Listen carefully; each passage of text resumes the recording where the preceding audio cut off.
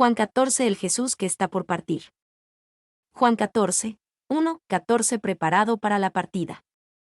Juan 14, 15-31 preparado para el Espíritu. Tranquilizando corazones preocupados con confianza y esperanza en Jesús. 1. Una orden que se tranquilicen los corazones preocupados. No se turbe vuestro corazón, creéis en Dios, creed también en mí. No se turbe vuestro corazón, los discípulos tenían razones para estar preocupados. Jesús les acababa de decir que uno de ellos era un traidor, que todos ellos lo negarían, y que él los dejaría esa noche. Todo esto preocupaba legítimamente a los discípulos, sin embargo Jesús les dijo, no se turbe vuestro corazón. Y Jesús nunca quiso que tuviéramos una vida sin problemas, pero prometió que podríamos tener un corazón tranquilo incluso en una vida problemática. 2. Esto fue en cierto sentido una orden. La forma del imperativo metaracesto implica que ellos debían dejar de estar preocupados. Que descansen sus corazones sería una buena traducción. Teni. 3. Jesús no dijo, me alegra que estén preocupados y llenos de dudas. Sus dudas son maravillosas. Él no se complace en la duda y en la ansiedad de su pueblo. Cuando vio que debido a lo que dijo los corazones de los apóstoles se llenaron de pesar, les rogó con gran amor, les suplicó que se consolaran. Spurgeon. 4. Sus discípulos sintieron su partida como una tortura. Y fue entonces cuando él los consoló con un discurso tan sencillo y glorioso que toda la cristiandad es deudora de su agonía. Morrison. B. Creéis en Dios, creed también en mí. En lugar de entregarse a un corazón turbado, Jesús les dijo que pusieran firmemente su confianza en Dios y en el mismo Jesús. Este fue un llamado radical a confiar en Jesús así como uno confiaría en Dios el Padre, y una promesa radical de que el hacerlo les traería consuelo y paz a sus turbados corazones. Y, ¿qué es lo que los señala y los separa de todos los otros maestros religiosos? No es la claridad ni la ternura con la que reiteró las verdades sobre el amor del Padre, o sobre la moral, la justicia, la verdad y la bondad, sino que la peculiaridad de su llamado para el mundo es, cree en mí. Maclaren. 2. Alguien que parece hombre le pide a todos los hombres que le den exactamente la misma fe y confianza que le dan a Dios. Mailer. 3. Hay algo de debate sobre cómo deberían considerarse los tiempos del verbo. Es posible que Jesús haya querido decir, ustedes deben creer en Dios, también deben vivir en mí, imperativo. O es posible que quisiera decir, ustedes creen en Dios, también creen en mí, indicativo.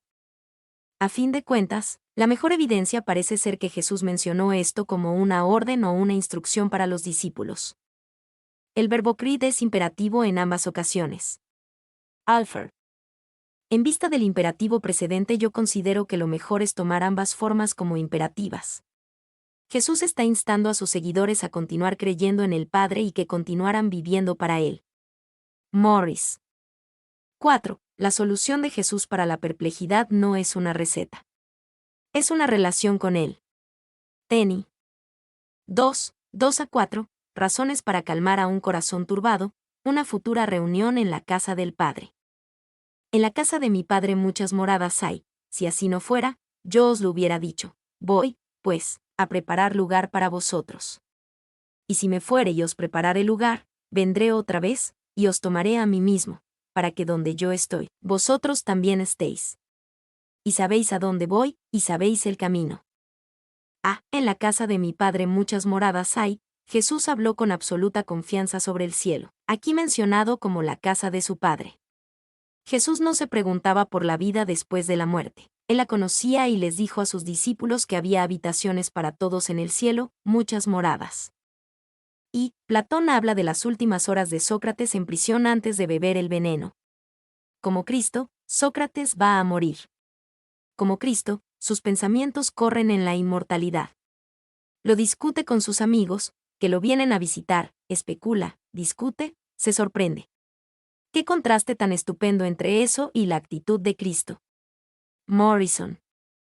B. Muchas moradas. La versión en inglés NKJV lo traduce como muchas mansiones, pero a la luz del antiguo griego, es mejor traducido como moradas.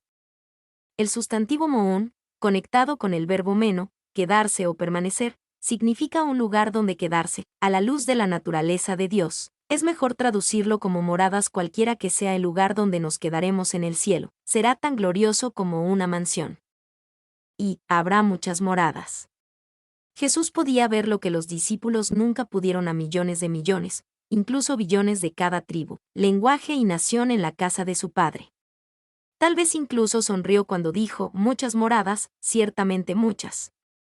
2 moradas, Monaí, llegaron a la AV y a la RV a través de la influencia de la Vulgata moradas, las cuales pueden significar estaciones o alojamientos temporales, donde los viajeros pueden descansar en diferentes etapas de su viaje. A la luz de esto, muchos estudiosos, especialmente Westcott y Temple, siguiendo a Origen, asumen que la concepción del cielo en este pasaje es la de un estado de progreso de una etapa a otra hasta que el objetivo final es alcanzado. Sin embargo, esta no fue la interpretación que generalmente se le dio a la palabra por los padres, y por derivación parecería denotar mucho más la idea de la permanencia. Es encontrada una vez más en el Nuevo Testamento, en Juan 14:23, donde se resalta la morada permanente del Padre y el Hijo en los corazones de los discípulos que los aman. Tasker. C. Voy, pues, a preparar lugar para vosotros, el amor prepara una bienvenida. Con amor, padres expectantes preparan un cuarto para el bebé. Con amor, el anfitrión prepara todo para sus invitados. Jesús prepara un lugar para su pueblo porque los ama y está confiado en su llegada. Y James Barrie fue el hombre que escribió Peter Pan, entre otras obras. Uno de sus libros fue sobre su madre, Margaret Ogilvy, y cómo creció en Escocia. Su madre soportó mucha miseria en su vida, incluyendo la trágica muerte de uno de sus hijos. Según Morrison, Barrie escribió que el capítulo de la Biblia favorito de su madre era Juan 14. Lo leía tanto que cuando su Biblia estaba abierta, las páginas naturalmente se abrían en ese lugar. Barrie dijo que cuando era más vieja y ya no podía leer estas palabras, se inclinaba hacia su Biblia y besaba la página donde las palabras estaban impresas. 2. Boy habla del propio plan e iniciativa de Jesús. Él no fue llevado a la cruz, él fue allí. Ellos pensaron que su muerte fue una calamidad inesperada. Cristo les enseñó que era el camino de su propio plan. Morrison. Vendré otra vez, y os tomaré a mí mismo. Jesús prometió volver otra vez por los discípulos. Esto no solo fue en el sentido de su pronta resurrección o de la venida del Espíritu Santo. Jesús también tenía en mente la gran reunión con su pueblo al final de la era. Y ellos no debían pensar de él como que había cesado de ser cuando no lo vieran. Solo había ido a otro lugar de morada para preparar para su venida, y lo que es más, él regresará a recibirlos. Morgan. 2. No se debe perder la referencia a la segunda venida. Es verdad que Juan no hace referencia a esto con tanta frecuencia como lo hacen otros escritores del Nuevo Testamento, pero no es verdad que falta en sus páginas. Morris. 3. Esta fue una hermosa promesa para la Iglesia antigua, y Pablo bien podría estar repitiéndola cuando le informa a los tesalonicenses, por la palabra del Señor, que Jesús descenderá del cielo y reunirá a los creyentes para sí mismo para estar con él por siempre. Ver 1 de Tesalonicenses 4, 15-17.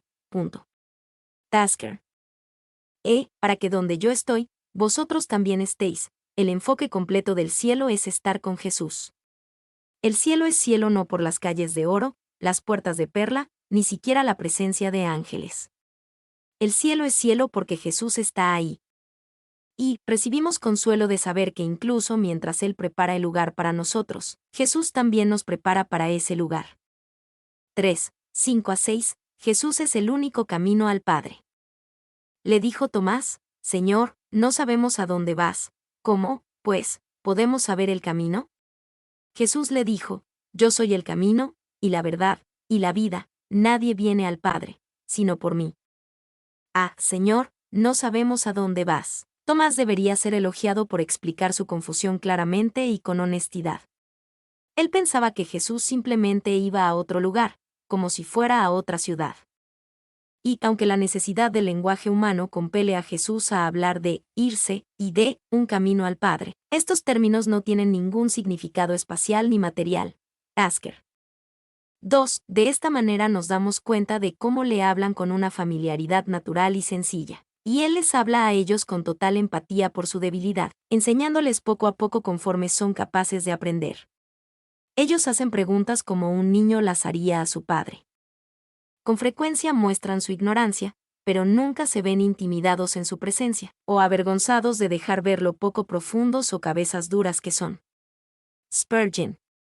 Ve, yo soy el camino, y la verdad, y la vida. Jesús no dijo que Él nos mostraría el camino. Él dijo que Él es el camino. No prometió enseñarnos una verdad, Él dijo que Él es la verdad. Jesús no nos ofreció los secretos de la vida, Él dijo que Él es la vida. Estoy deambulando, no sé a dónde voy. Jesús es el camino. Estoy confundido, no sé qué pensar, Jesús es la verdad. Estoy muerto por dentro y no sé si puedo continuar, Jesús es la vida. Y, a la luz de los próximos eventos, esta declaración era una paradoja. El camino de Jesús sería la cruz, sería condenado por mentirosos desvergonzados. Su cuerpo pronto yacería sin vida en una tumba. Porque Él tomó ese camino, Él es el camino a Dios. Por el hecho de que no contestó a las mentiras podemos creer que Él es la verdad. Porque estuvo dispuesto a morir se volvió el canal de la resurrección la vida para nosotros. 2. Sin el camino no hay por dónde ir, sin la verdad no hay conocimiento, sin la vida no hay vivir. Yo soy el camino que ustedes deben seguir, la verdad que deben creer, la vida que deben anhelar. A. Kempis, citado por Bruce. C. Nadie viene al Padre, sino por mí. Jesús hizo esta sorprendente declaración, afirmando que Él era el único camino a Dios. En esto dejó de lado los templos y sus rituales, así como otras religiones. Era una afirmación de tener un camino, verdad, y vida exclusivos, el único camino a Dios el Padre, el Dios verdadero en el cielo. Y, comprendida claramente, esta fue una de las cosas más controvertidas que Jesús dijo y que los escritores de los Evangelios registraron. Muchas personas no tienen problema en decir que Jesús es un camino legítimo a Dios, pero que otras religiones e incluso individuos tienen sus propios caminos legítimos a Dios. Muchos piensan que no es justo para Dios que haya un solo camino. 2. Sin embargo, este es un tema consistente en la Biblia. Los 10 mandamientos comienzan: Yo soy Jehová tu Dios, que te saqué de la tierra de Egipto, de casa de servidumbre. No tendrás dioses ajenos delante de mí. Éxodo 20, 2-3. A lo largo del Antiguo Testamento Dios denunció y se burló de los supuestos dioses que otros adoraban. Isaías 41, 21-29, 1 de Reyes 18, 19-40. La Biblia consistentemente presenta a un Dios verdadero, y Jesús es consistentemente presentado como el único camino al único Dios verdadero. D. Nadie viene al Padre, sino por mí. Poniéndolo de una manera sencilla, si Jesús no es el único camino a Dios, entonces no es ningún camino a Dios. Si hay muchos caminos a Dios, entonces Jesús no es uno de ellos, porque Él absolutamente afirmó que solo había un camino a Dios, y que Él mismo era ese camino. Si Jesús no es el único camino a Dios, entonces no era un hombre honesto, y ciertamente no era un verdadero profeta. Entonces sería un demente o un diablo mentiroso. No hay término medio disponible. Y, algunas veces las personas se oponen y dicen: yo creo que Jesús era un hombre honesto, y creo que realmente era profeta. Pero no creo que haya dicho esas cosas sobre sí mismo en los Evangelios. Yo creo que los cristianos agregaron esas cosas ellos mismos. Pero no hay una razón objetiva para que una persona haga distinción entre Jesús en realidad dijo esto o Jesús no dijo esto realmente. No tenemos textos antiguos que nos muestren solo las cosas que supuestamente sí dijo Jesús. Dicha distinción se basa solamente en razones subjetivas. Yo personalmente no creo que Jesús hubiera dicho eso, por lo tanto no lo dijo. Los cristianos pusieron esas palabras en su boca después. 2. Si todo depende de la opinión personal, si podemos determinar lo que Jesús dijo o no dijo basados en nuestros propios caprichos, entonces deberíamos rechazar los evangelios completamente. Realmente es un asunto de todo o nada. O tomamos las palabras de Jesús como se registraron en estos documentos históricos, fiables y precisos, o los rechazamos completamente. 3. ¿Pero es intolerante el cristianismo? Ciertamente, hay algunos que afirman ser cristianos que en realidad son intolerantes. Pero el cristianismo bíblico es el más pluralista, tolerante, y abierto a otras culturas, y tiene la mayor urgencia de traducir las escrituras a otros idiomas. Un cristiano puede mantener su lengua nativa y su cultura, y seguir a Jesús en medio de ella. Una crítica temprana del cristianismo fue la observación de que aceptaban a cualquiera. Esclavo o libre, rico o pobre, hombre o mujer, griego o bárbaro.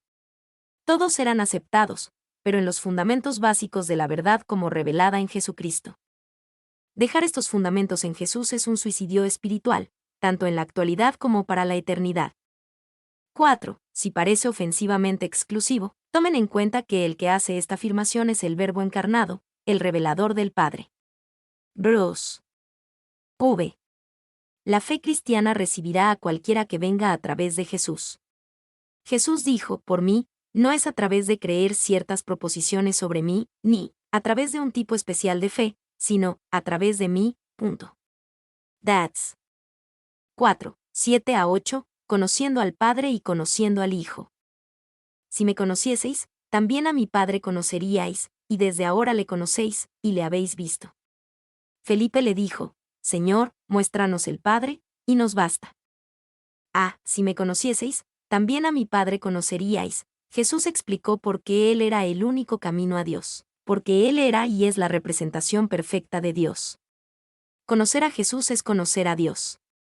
Ve, y desde ahora le conocéis, y le habéis visto. Los discípulos ciertamente habían aprendido y conocido mucho sobre Dios en sus 3 años de aprendizaje con Jesús.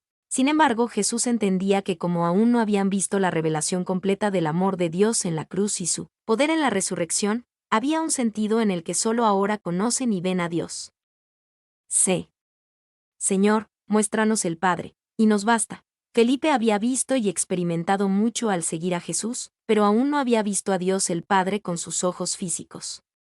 Tal vez pensó que tal experiencia traería seguridad transformadora de vida y valor. 5, 9 a 11, Jesús explica una vez más su unidad y dependencia con el Padre. Jesús le dijo, «Tanto tiempo hace que estoy con vosotros, y no me has conocido, Felipe. El que me ha visto a mí, ha visto al Padre. ¿Cómo, pues, dices tú, muéstranos el Padre? ¿No crees que yo soy en el Padre, y el Padre en mí? Las palabras que yo os hablo, no las hablo por mi propia cuenta, sino que el Padre que mora en mí, Él hace las obras. Creedme que yo soy en el Padre, y el Padre en mí, de otra manera, creedme por las mismas obras. Tanto tiempo hace que estoy con vosotros, y no me has conocido. Esto significa que Felipe había estado cerca de Jesús y sin embargo aún no lo comprendía. Lo mismo es posible y verdadero para muchos hoy en día. Ve, el que me ha visto a mí, ha visto al Padre. Este gentil reproche le recordó a Felipe lo que Jesús dijo con frecuencia, que conocerlo a él era conocer al Dios Padre. Ver el amor de Jesús era ver al amor de Dios el Padre, ver a Jesús en acción era ver al Padre en acción. Y es difícil interpretarlo sin ver al Padre y al Hijo como uno en cierto sentido. Estas son palabras que un simple hombre no tendría derecho a usar. Morris. 2. El que me ha visto a mí, ha visto al Padre. Ninguna imagen material o semejanza puede representar adecuadamente a Dios. Solo una persona puede dar conocimiento de Él ya que la personalidad no puede ser representada por un objeto impersonal. Tenny. Esto termina por siempre con la idea de que la escritura hebrea presenta a un Dios cruel y que Jesús nos muestra un Dios más agradable. Más bien, Jesús nos muestra Él mismo, la compasión, la misericordia y la bondad que había y hay en Dios el Padre. Éxodo 34, 5 a 9, entre otros pasajes, nos muestra esta naturaleza de Dios el Padre en el Antiguo Testamento. 3. El que me ha visto a mí, ha visto al Padre. ¿Puede cualquier criatura decir estas palabras? ¿Acaso no implican, evidentemente, que Cristo se declaró a sí mismo a sus discípulos como el eterno Dios? Clarke. C. Las palabras que yo os hablo, no las hablo por mi propia cuenta. Jesús repitió algo que se destaca en el Evangelio de Juan, que Jesús vivió y habló en constante dependencia con Dios el Padre y no hizo nada fuera de su autoridad y guía. Juan 5:19, 8:28. Creedme, de otra manera, creedme por las mismas obras. Jesús presentó 2 fundamentos sólidos para nuestra confianza en Él. Podemos creer en Jesús simplemente por su persona y sus palabras, o también podemos creer en Él por las mismas obras que hizo milagrosamente. Y el Padre que mora en mí, Él hace las obras. No solo somos uno en naturaleza, sino también uno en operación.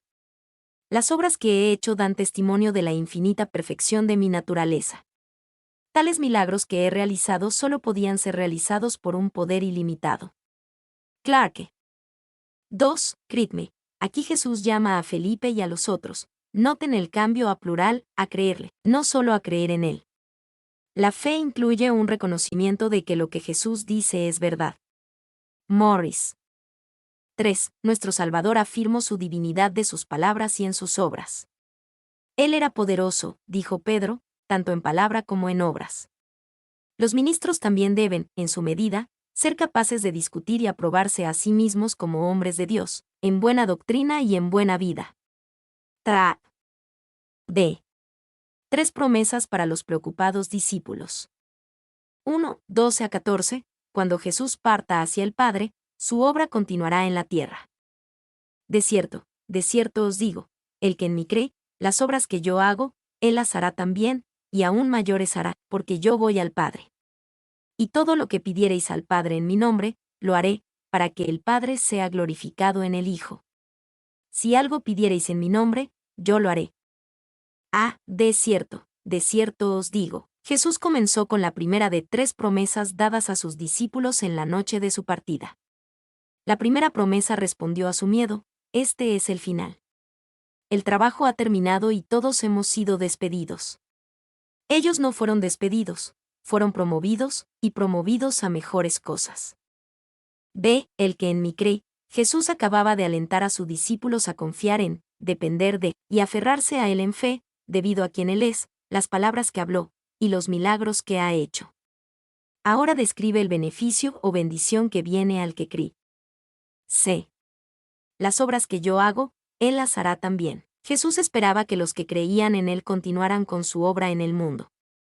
No esperaba que los discípulos se separaran después de su partida, sino que continuaran su obra en una magnitud aún más grande, aún mayores hará.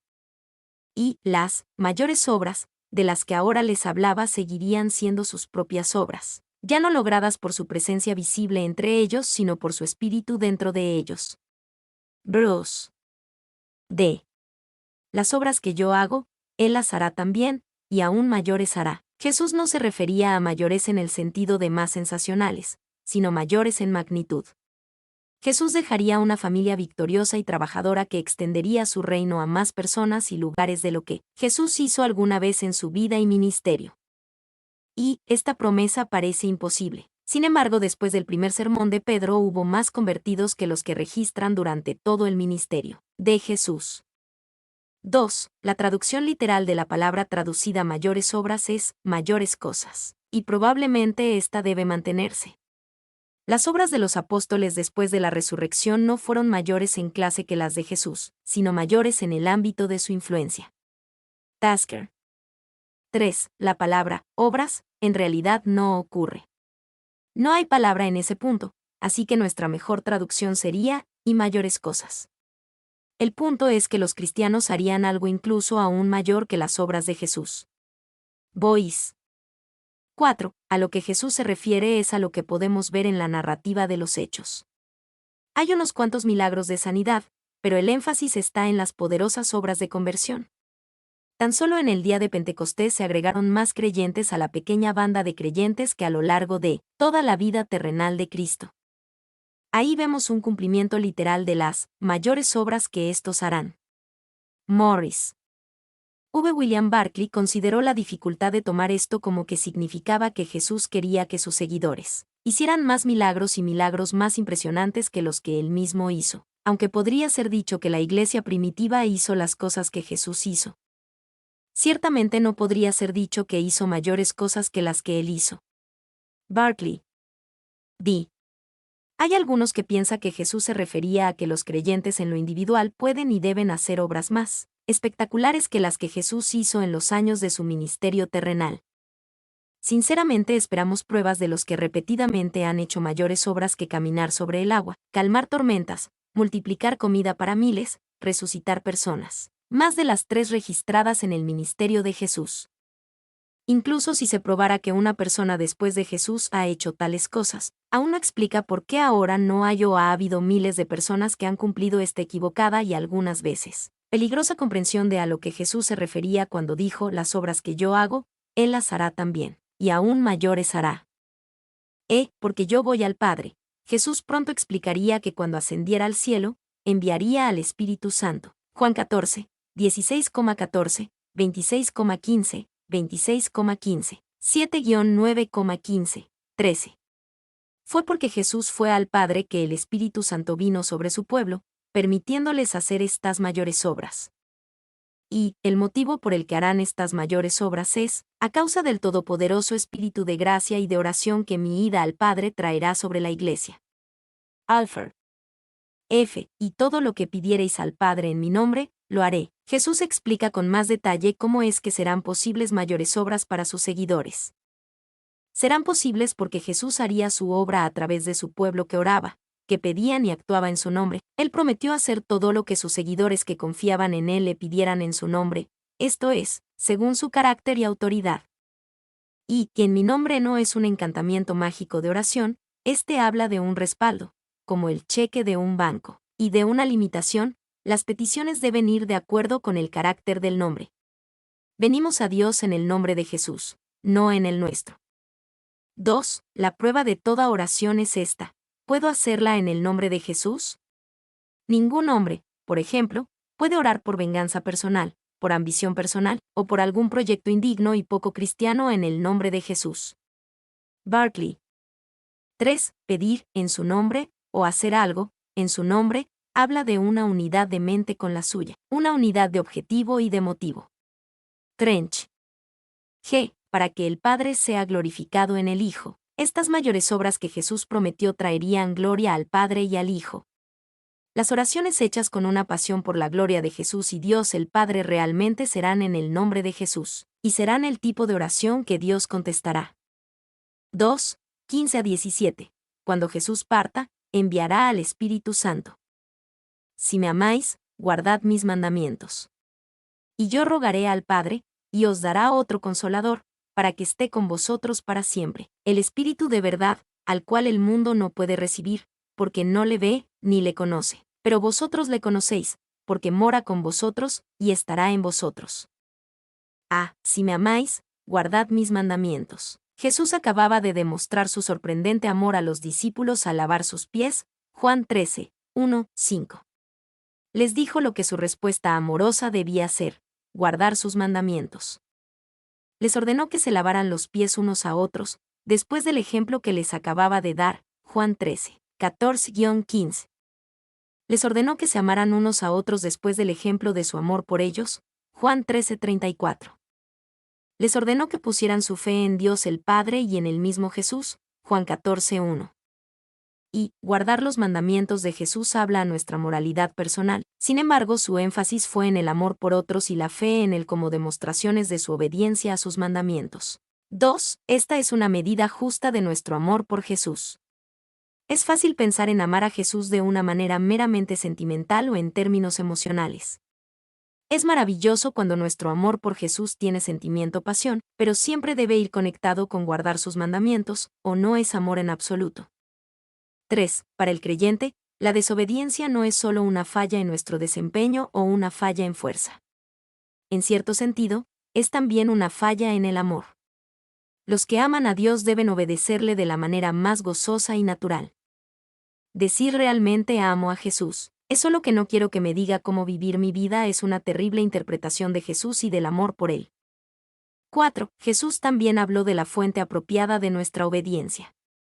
No es miedo, orgullo, ni deseo de ganar bendición. La fuente apropiada de obediencia es el amor. La obediencia debe tener al amor como madre, enfermera y comida. La esencia de la obediencia radica en el abundante amor que impulsa la obra más que en la obra misma. Spurgeon.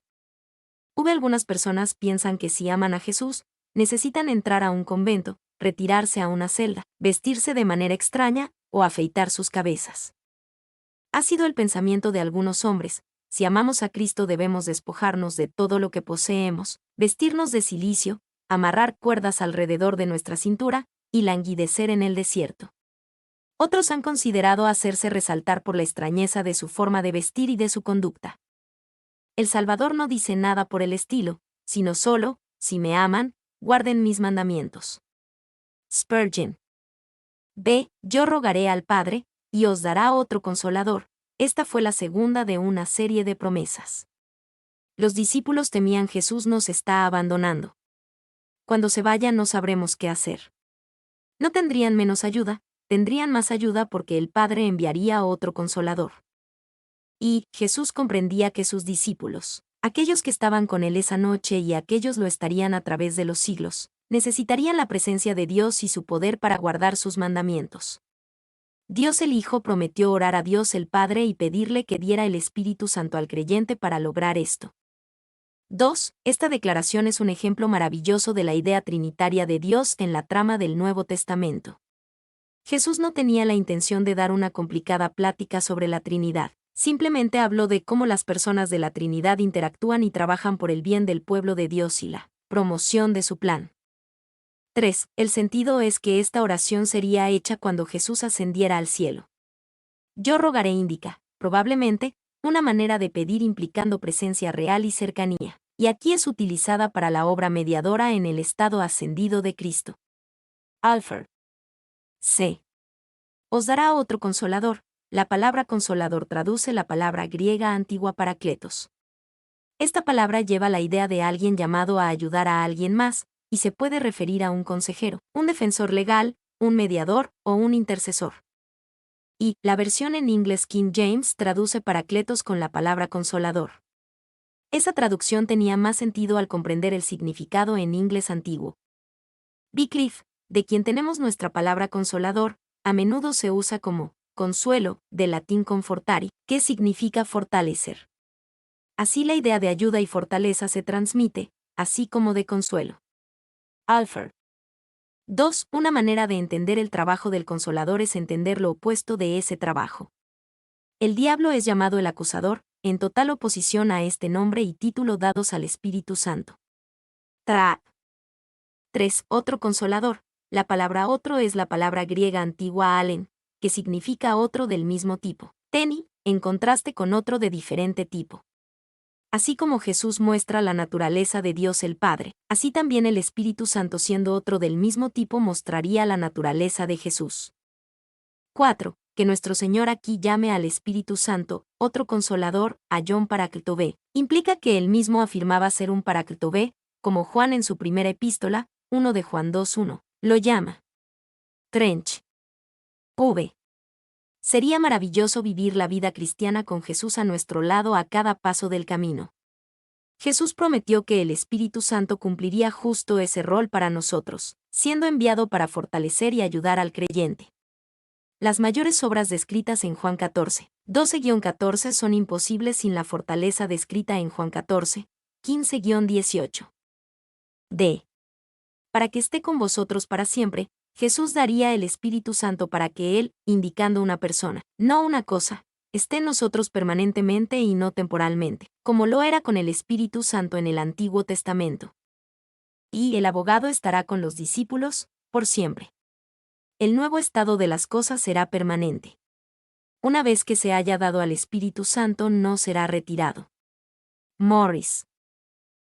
Al cual el mundo no puede recibir. El mundo no puede entender o recibir al Espíritu, porque Él es santo y verdadero.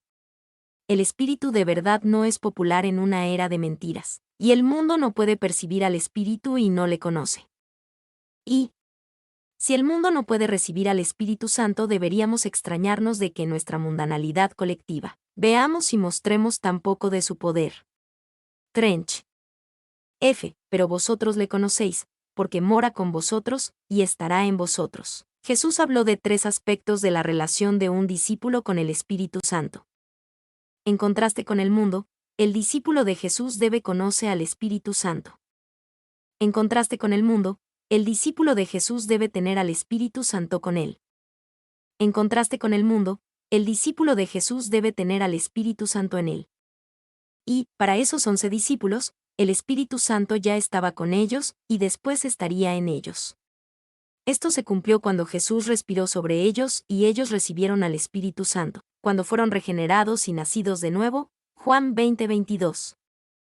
2. Además del que ni el en, Jesús utilizó una tercera preposición para describir la relación entre el discípulo y el Espíritu Santo. Y recibiréis poder cuando haya venido sobre vosotros el Espíritu Santo. Hechos 1:8. Esta experiencia sobre es el bautismo del Espíritu Santo, la efusión del Espíritu.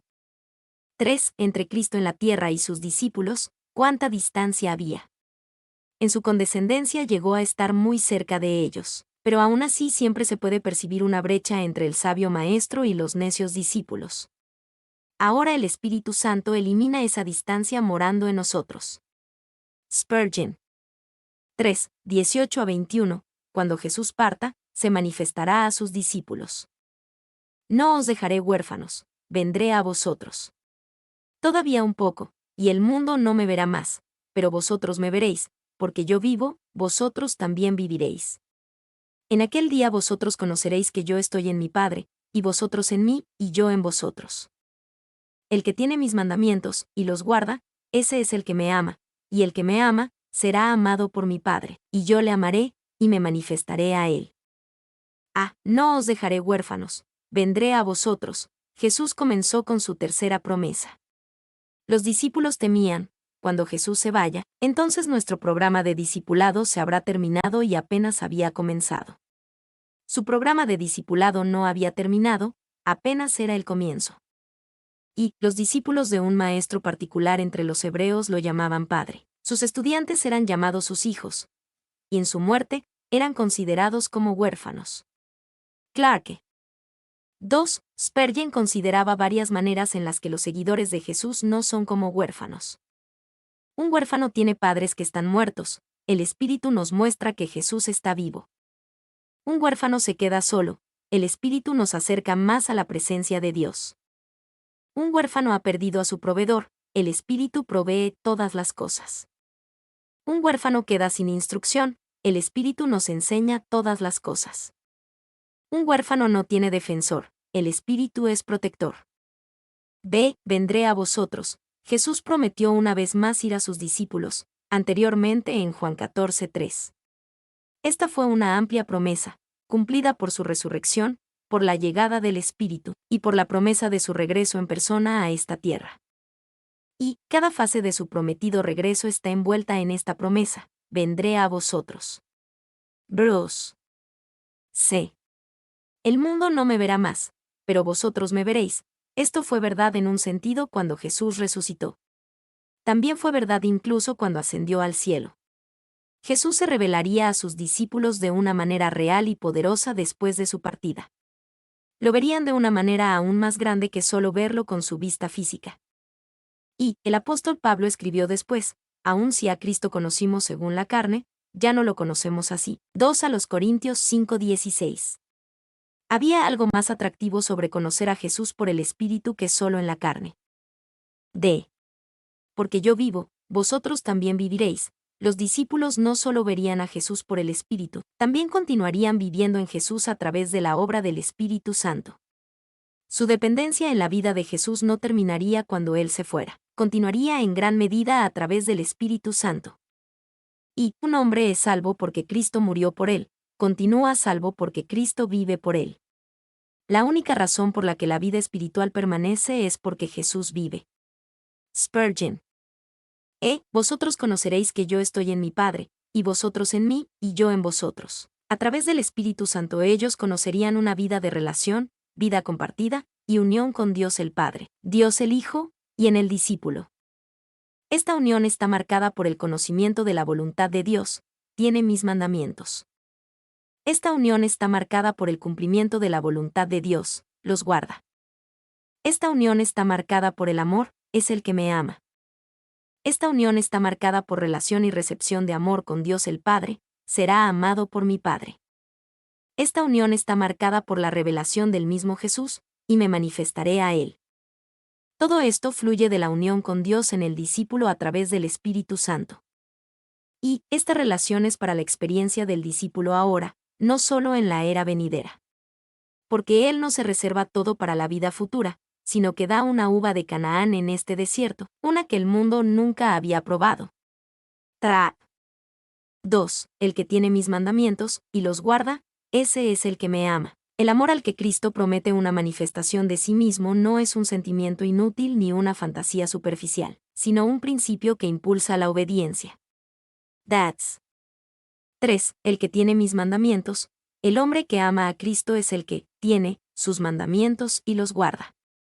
El tener sus mandamientos es una expresión inusual y no parece ser igualada con exactitud, aunque cf1 de Juan 4:21. El significado parece ser apropiarse de los mandamientos, tomarlos hasta lo profundo de nuestro ser. Morris. 4, 22-24, respondiendo la pregunta de Judas, no el Iscariote. Le dijo Judas, no el Iscariote, Señor, ¿cómo es que te manifestarás a nosotros, y no al mundo? Respondió Jesús y le dijo, el que me ama, mi palabra guardará, y mi Padre le amará, y vendremos a él, y haremos morada con él. El que no me ama, no guarda mis palabras, y la palabra que habéis oído no es mía, sino del Padre que me envió. ¿Cómo es que te manifestarás a nosotros? Judas hizo una excelente pregunta. La idea de manifestarás es revelar, hacer evidente. No era inmediatamente evidente como en su partida Jesús podía revelarse a sí mismo a sus discípulos sino al mundo en general. Y Judas había escuchado a Jesús enseñar que toda la tierra vería al Mesías en su gloria. Mateo 24:30. Era difícil para él entender a Jesús cuando ahora hablaba de una revelación de sí mismo que el mundo no podría ver. 2. Judesis llamado Judas de Santiago, en Lucas 6:16 y Hechos 1:13. Y en cada ocasión la AV lo traduce, el hermano de Santiago, mientras que la RV y la RSV, con más naturalidad como, el hijo de Santiago. Él parece ser el mismo que el Tadeo de Mateo 10:3 y Marcos 3:18. Algunos de los apóstoles tenían más de un nombre.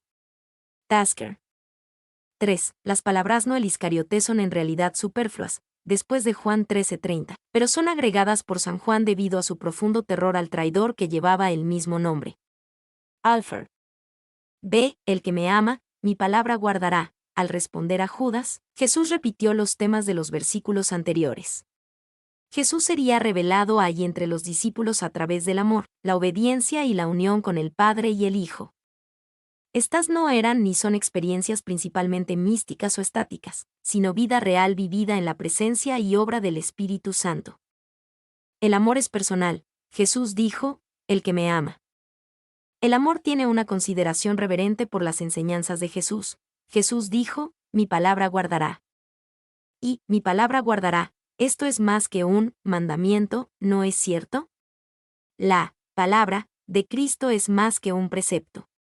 Incluye todos sus dichos, y los incluye todos ellos como una unidad vital y un todo orgánico. No debemos ir escogiendo y seleccionando entre ellos son uno. McLaren. 2. Vendremos a él, y haremos morada con él, donde se muestran el amor y la obediencia. La presencia de Dios y de Cristo se manifiesta. El Padre y el Hijo juntos hacen morada con cada hijo. Bruce. C. La palabra que habéis oído no es mía, sino del Padre que me envió. Jesús una vez más hace hincapié en su dependencia total y sumisión a Dios el Padre. Jesús abiertamente declaró su igualdad con el Padre. Juan 14, 1,14, 3,14, 7,14, 9. C. Al partir Jesús, entrega los regalos del Espíritu Santo y su paz. 1, 25-27, el Jesús que está por partir deja los regalos del Espíritu Santo y su paz. Os he dicho estas cosas estando con vosotros. Mas el Consolador, el Espíritu Santo, a quien el Padre enviará en mi nombre, Él os enseñará todas las cosas, y os recordará todo lo que yo os he dicho. La paz os dejo, mi paz os doy, yo no os la doy como el mundo la da. No se turbe vuestro corazón, ni tenga miedo. Mas el Consolador, el Espíritu Santo, a quien el Padre enviará en mi nombre. Jesús mencionó por primera vez al Consolador en Juan 14:16. Él regresó a la maravillosa promesa de que cuando los dejara con su presencia física, Jesús le pediría al Padre enviar al Espíritu Santo a ayudar a sus discípulos. y enviará en mi nombre. El Espíritu Santo es enviado a los discípulos en los méritos de Jesús y en la naturaleza y carácter de Jesús. El Espíritu sería el representante oficialmente designado de Jesús para actuar en su representación. Teni. El discípulo no tiene que pedir el Espíritu Santo por sus propios méritos. Ellos pueden recibirlo por el mérito de Jesús. El discípulo debe esperar que la obra del Espíritu Santo se vea como la naturaleza y el carácter de Jesús como se revela en la palabra de Dios. 2. Este es otro maravilloso ejemplo de la verdad de la Trinidad tejida sobre la tela del Nuevo Testamento. Dios el Padre envía a Dios el Espíritu Santo por petición de Dios el Hijo. 3. El Espíritu Santo, esta designación característica, encontrada a lo largo del Nuevo Testamento, no busca centrar la atención en el poder del Espíritu, su grandeza o cosas por el estilo. Para los primeros cristianos lo importante es que Él es santo. Morris. B. Él os enseñará todas las cosas, y os recordará todo lo que yo os he dicho. En su partida, Jesús terminó su obra directa de enseñar a los discípulos como un maestro enseña a sus discípulos. Su entrenamiento no estaba terminado, pero sería continuado por el Consolador, el Espíritu Santo. Y el Espíritu Santo le enseñaría a los discípulos que más necesitaban hacer y también les recordaría sobrenaturalmente las palabras de Jesús, tanto para su propio beneficio como para la escritura de los Evangelios. 2. Esto significa que la obra del Espíritu sería una obra de continuación. Su enseñanza continuaría con lo que Jesús ya enseñó. El Espíritu no borra la enseñanza previa de Jesús y comienza de nuevo. El Espíritu no prescinde de las enseñanzas de Jesús. La enseñanza que será recordada es suya. Morris. 3. Hay algo general en esta promesa para cada creyente. El Espíritu Santo nos enseña y nos recuerda la palabra de Dios, si somos cuidadosos en recibirla. Sin embargo, la plenitud de esta promesa estaba reservada para la primera generación de discípulos y apóstoles, sobre quienes Jesús estableció la Iglesia. Efesios 2:20. 4. Es en el cumplimiento de esta promesa a los apóstoles, que su suficiencia como testigos de todo lo que el Señor hizo y enseñó, y consecuentemente la autenticidad de la narrativa del Evangelio, está basada. Alford. C. La paz os dejo, mi paz os doy. En un sentido era común decir esto en una despedida en esa cultura, desear paz, salom, a otros cuando los dejabas. Jesús tomó esta despedida común y la llenó con un significado y fortaleza profundos. Y era costumbre despedirse deseando la paz, como en 1 de Samuel 1, 17, Lucas 7, 50, Hechos 16, 36, 1 de Pedro 5, 14, 3 de Juan 15. Alfred, la paz, Salom, sea con ustedes, era, y es, el saludo común judío cuando amigos se encuentran y se despiden. Bruce. 2. Yo no os la doy como el mundo la da. Cuando alguien en esa cultura antigua decía paz al partir, lo decían sin ningún significado en especial. Era como cuando alguien dice que te vaya bien. Literalmente significa, que Dios esté contigo, pero en realidad no lo decimos con esa intención. Jesús quería que supieran que cuando Él dijo paz os dejo, no fue de la manera casual y vacía que casi todos lo hacían.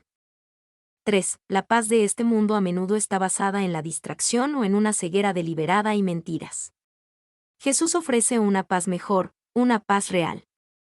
4. Jesús no tenía herencia o fortuna para dejar a sus seguidores en una última voluntad o testamento. Sin embargo, Jesús les dio dos cosas más grandes que cualquier fortuna: la presencia y el poder del Espíritu Santo, y la paz del mismo Jesús. Esta es la paz de Dios el Hijo, con su completo y confiado amor en Dios el Padre.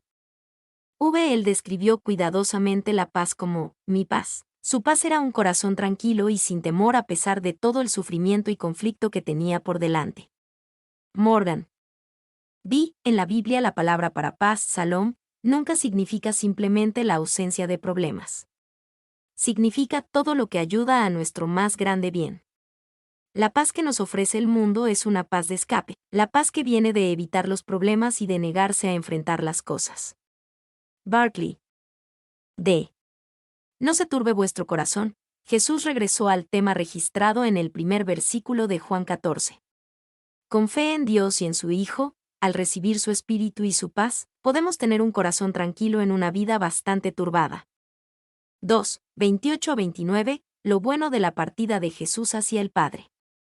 Habéis oído que yo os he dicho, voy y vengo a vosotros. Si me amarais, os habríais regocijado, porque he dicho que voy al Padre, porque el Padre mayor es que yo. Y ahora os lo he dicho antes que suceda, para que cuando suceda, creáis. Si me amarais, os habríais regocijado. Los discípulos estaban preocupados por la partida de Jesús. En fe, más bien debían regocijarse, por Jesús, por ellos, y por el mundo. La obra de Jesús a través de la venida del Espíritu Santo sería más grande que su obra durante los 3 años de su ministerio terrenal. Jesús, cuando pienso en todo a lo que renunciaste, todo lo que tomaste sobre ti cuando viniste del cielo a la tierra, me alegra que vayas al Padre para que todo te sea restaurado. Jesús, cuando pienso en todo lo que diste por mí y tu pueblo cuando ascendiste a la gloria, y desde allí enviaste al Espíritu Santo, oraste por tu iglesia y preparaste un lugar para nosotros, me hace muy feliz que vayas al Padre, también por mí. Ve, porque he dicho que voy al Padre. Sentimos una gozosa anticipación en Jesús, feliz de regresar a la comunión celestial entre Padre e Hijo. C. El Padre mayor es que yo, el Padre es más que el Hijo en posición, especialmente en lo que se refiere a la encarnación. Sin embargo, el Padre no es mayor que el Hijo en esencia o ser, ambos son igualmente Dios. Y es notable que Jesús siquiera deba decir esto. Que requiriera ser explícitamente afirmado, como aquí, es la evidencia más fuerte de que Él era divino. That's 3. 30 a 31. Jesús sigue adelante voluntariamente, no como alguien que es abrumado por Satanás. No hablaré ya mucho con vosotros, porque viene el príncipe de este mundo, y él nada tiene en mí. Más para que el mundo conozca que amo al Padre, y como el Padre me mandó, así hago. Levantaos, vamos de aquí. Viene el príncipe de este mundo. Jesús sabía que Satanás venía por él. En ese momento Judas Iscariote estaba arreglando el arresto de Jesús en el huerto de Getsemaní. La calma amorosa y centrada en otros de Jesús ante tales circunstancias es sorprendente. Él nada tiene en mí. Jesús confiada y verdaderamente podía decir que Satanás no tenía ningún gancho, ningún punto de apoyo de engaño en él. Satanás no podía empujar a Jesús a la cruz. Jesús fue en amorosa obediencia a Dios el Padre y por amor al mundo, para que el mundo conozca que amo al Padre, y como el Padre me mandó, así hago. Y él nada tiene en mí, ningún punto de apoyo sobre el cual sujetar su ataque. Alfred. 2. Jesús se dirige a la muerte no destruido por las maquinaciones de Satanás, sino para que el mundo sepa que amo al Padre y que como el Padre me mandó, así hago. That's. Levantaos, vamos de aquí, a este punto. Jesús y sus discípulos dejaron la mesa y lentamente se abrieron paso hasta el huerto de Getsemaní. Es claro que no se fueron inmediatamente. Juan 18:1, pero aquí comenzaron a hacerlo. Y cualquiera que haya intentado hacer que un grupo de 12 personas o más dejen un lugar en particular en un momento, en particular apreciará que usualmente toma más que una breve exhortación el poder lograrlo. Morris. 2. Probablemente el resto de un discurso, y la oración, capítulo 17, fueron dados cuando ahora todos estaban de pie listos para partir. Alfred. 3. Si los capítulos 15 a 17 fueron hablados camino a Getsemaní o si él y los discípulos se demoraron, mientras terminaron la discusión no es claro. Tenny. 4. En particular, se alistaron para irse juntos. Uno pensaría que en una noche como esa, el anhelo más profundo de Jesús sería estar solo. No pudo dejarlos que se fueran solos. Los amaba demasiado. Podían abandonarlo, como pronto lo harían. Pero era imposible que él los abandonara a ellos. Morrison. Mi nombre es Demim. Soy tu asistente personal. Mi sitio en internet es demim.es.tl.